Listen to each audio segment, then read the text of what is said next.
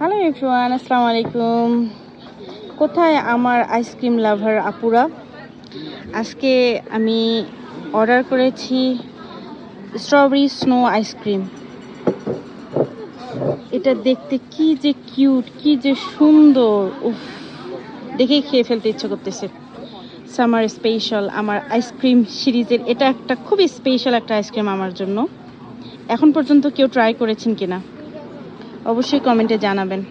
সব থেকে বেশি কিউট এই স্পুনগুলো, একদম ক্যাট পাও, কি কিউট দেখতে। ও, শুধু স্নো আইসক্রিম অর্ডার করিনি, তার সাথে করেছি বিফ মোমো। একটু গরম গরম, দেন খাবো ঠান্ডা ঠান্ডা। দেখা যাক কেমন লাগে।